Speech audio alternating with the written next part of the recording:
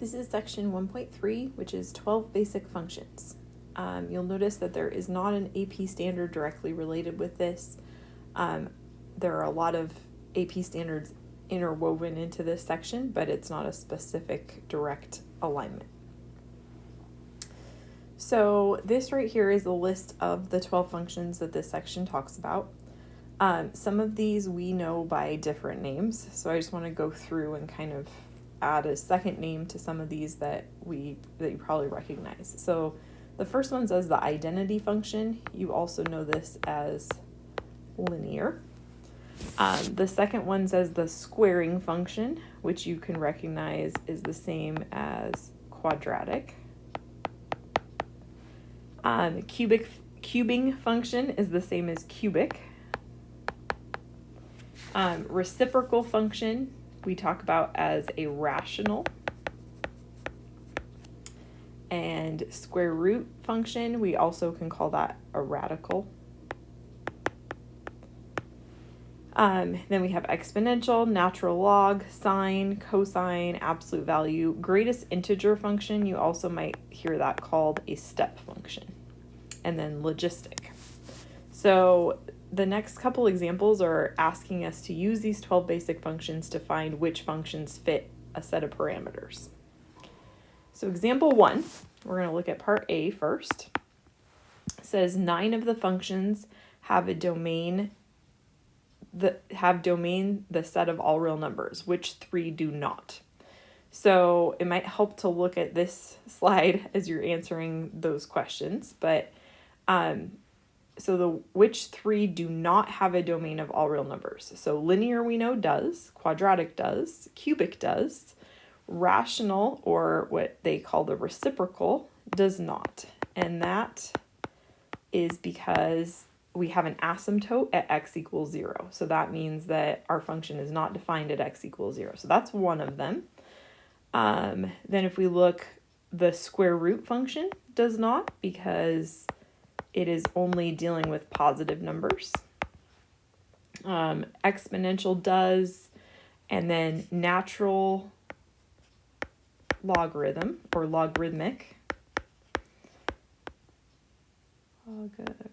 Oops. Got some spelling issues going on here. Okay. Natural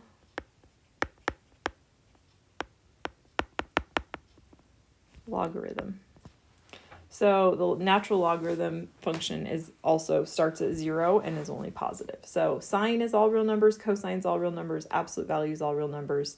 Step function doesn't look like it, but it's actually defined at every number, and same with logistic. So those are our 3 that do not have all real numbers.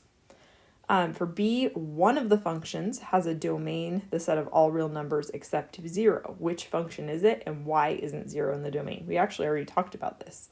That is reciprocal. And the reason why is because if you look at the function, it's f of x equals 1 over x, and we know we can't divide by 0. So that's why 0 isn't in the domain. C says which 2 functions have no negative numbers in their domains. Of these 2, which one is defined at 0? So these are talking about the other 2 that we listed. So square root function,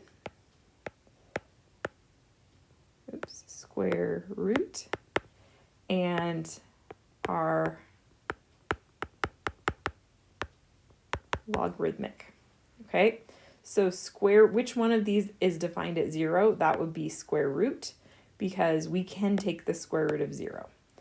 You cannot take the log of 0, so therefore logarithmic is everything greater than 0 but not including, where square root, if we're looking at the domain, we would use those square brackets from 0 to infinity, and logarithmic you would use parentheses from 0 to infinity. Okay, the next one says looking for continuity. Only 2 of the 12 functions have a point of discontinuity. Are these points in the domain of the function? So we're looking for continuity, we're looking for breaks. So the 2 that have breaks are our reciprocal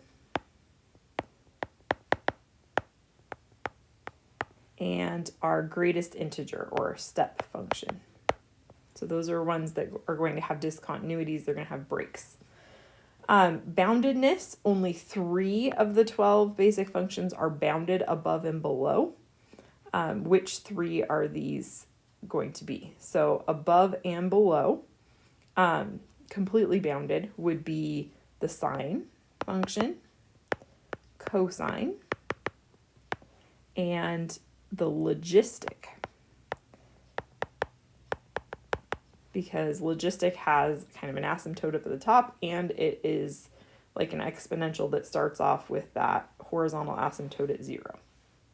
Our last example is 3 of the 12 basic functions are even. Which are they? So that is going to be y-axis symmetry.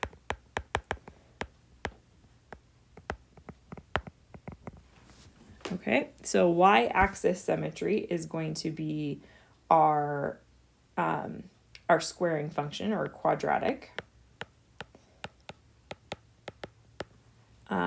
Also, we're going to have the cosine function and absolute value. So all of those have symmetry about the y-axis, so therefore they would be even functions.